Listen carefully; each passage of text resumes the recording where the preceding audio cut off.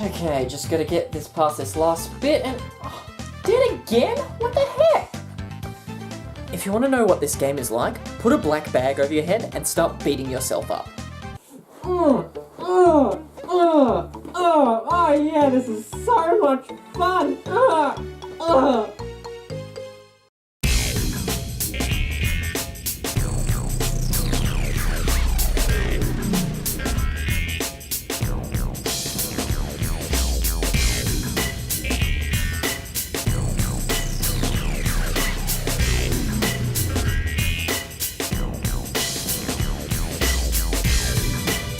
Okay, let's get this straight. I want to love this game, but it hurts. It hurts so much. There are honestly good ideas in this game, but its execution is more or less... bad. Let's jump into the story. Oh, there isn't one. Okay, maybe the manual will tell us. Okay, alright. Well, last but not least, we have Wikipedia. Stop the various time splitters. Well, that's lazy. Moving on. Okay, so let's look at our visual representation. It's... something? I cannot see diddly squat. Honestly, why is this game so poorly lit? You cannot see anything here. A good majority of campaign levels are like this as well, and I did turn my brightness way up, but that doesn't fix this game's poor lighting. Apart from that, levels look pretty bland. You have different time periods in which you must go to, but each of these levels just looks boring. Nothing really pops out and it's just very basic. I think the design of this game played it way too safe, and this causes the game to just look really boring. And that's quite a shame, as I think there are some good set pieces within the various time periods, but none of them are used to their full potential. The only good thing I can say is that some levels have some unique designs. Take for instance the last level, the Spaceway. The level is firstly not super dark, like my soul, and uses some good visuals to represent what the level is about. Future taxis, statues, billboards. I feel like this level is really one of the very few I can say actually worked for me. Multiplayer levels aren't that much better either, as most of them are just reused campaign levels, or just really suck. It's a shame, and a hurdle that I think all Timesplitters games have suffered from in one form or another. I do believe that there is a good variety of different time periods in the game. Egyptian tombs, haunted mansions, robot factories. It's good to see some variety instead of just, here's a forest, here's a cave. Oh look, here's a cave in a forest. Oh my god! There's actually some good amount of thought here, and I quite like that. After all, it is the main theme of the game. The music was pretty forgettable. I can barely recall any tracks I listened to, and even if I did, I don't think they were particularly great. But, while saying that, I don't think they were bad either. Certainly nothing that wanted to make my ears go jump off a cliff. Okay, so what about the gameplay? Well, it sucks. I won't lie, my time with this game was full of many rage-inducing moments, and just awful design choices. Notably, the first thing I notice is how darkness really impacts the gameplay. So you can't see half the level, you say? Well, too bad, because that's where half the enemies are going. What? Shot through the dark, and you're too late. You give lighting a bad name. No joke, the amount of times I got killed from enemies that I couldn't see was many. In fact, I think it might have been the main reason I was killed, straight after cheap enemy placement. The levels are designed in such a way where you'll have to play through it multiple times just to learn enemy placements, and that's not fun. Sure, I will admit that challenge can be had here, but it should not be necessary to complete the level.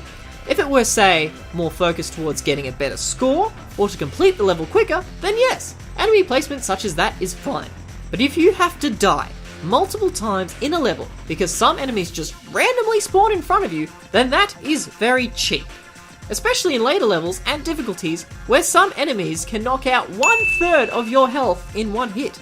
It can lead to some very infuriating gameplay, and for an example of this, I present this level, The Mansion. The Mansion would have to be one of the worst levels in gaming I have ever played. Okay, so on normal difficulty, this level took me an hour to complete, which would otherwise be an 8 freaking minute level. Let's start with the darkness of this level. It's actually atrocious. I can understand if it was for atmosphere and design purposes, but then there's going overboard. I cannot actually see a good 50% of this level, and it will bite you in the ass. Immediately, you are treated to 2 zombies in which you must shoot off their heads to actually kill them. And then spawning right in front of you are 2 more, because, you know, that's fair. And this level is filled with cheap enemy placements that spawn right in front of you. And this is made only bad by one thing. The double freaking barrel shotgun. Or is that 2 things? This is your only weapon throughout the level. And not only do you get it, but your enemies do as well. And they do a stupid amount of damage with it. Couple that with them spawning right in front of you, and that's what I call stupid, cheap bull! Let's just count the times I randomly died to this.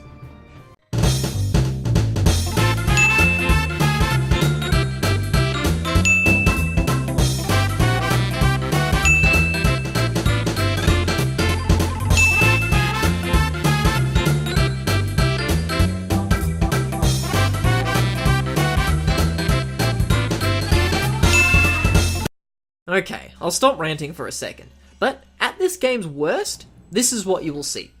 Or maybe not see because it's too damn dark! I just really hope there are no more mansion levels.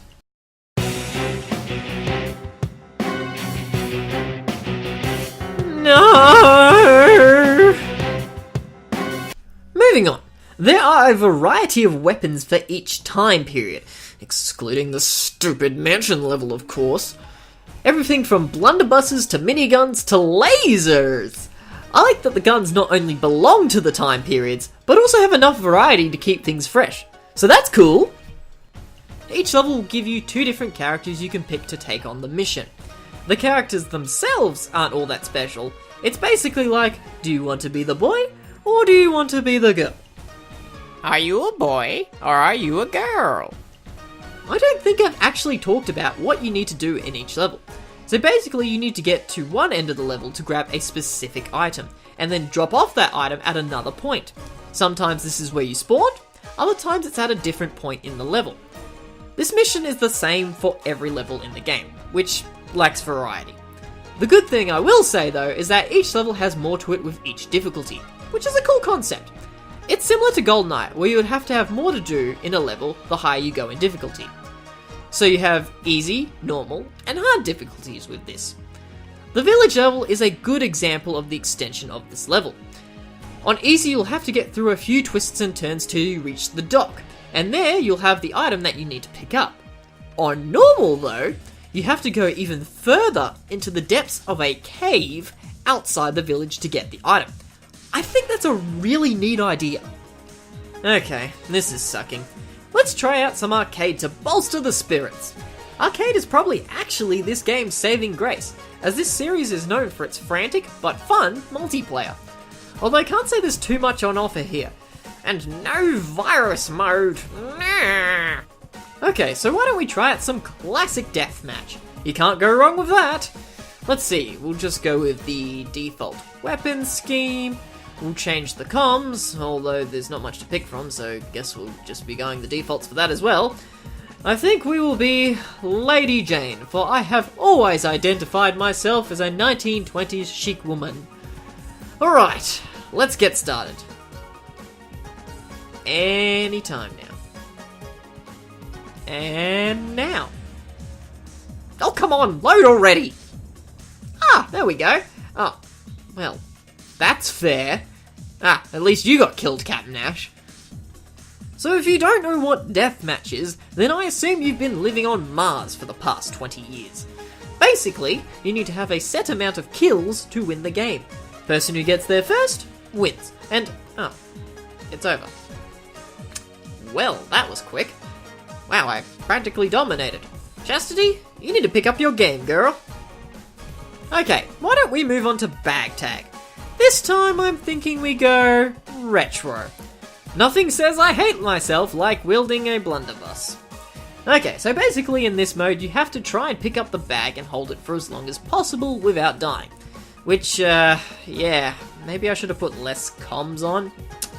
Wow, 0.7 seconds. The sign of a true Timesplitters pro right here. Haha! To be fair, this mode is probably the best one. Or at least I got the most enjoyment out of it. It's frantic and just plain old fun. Although Deacon Swain over here likes to ruin fun, don't you, Deacon? Yeah, I hate you too, buddy. Alright, why not do some capture the bag? Okay, this mode can be handguns, which I must say are quite handy. Haha! Okay, I'll go see myself out. Okay, looks like we have to pick teams. Let's see, when I think of the undead, I think a nice yellow. Blue can be Deacon the Dummy and friends, and you know they're gonna lose because they have Chastity on their side. That leaves me with Captain Ash, Harry Cowtipper, and the clone version of myself. I shall call her Lady Pain. Okay, so like in any capture the bag flag mode, you must go claim a bag and bring it back to your base. Let's see, here I go. I'll go this way. And, oh cool, well, that was easy. Now I just have to avoid some enemies and, oh, I'm back. Is it just me, or are these modes a little, well, I don't know, easy?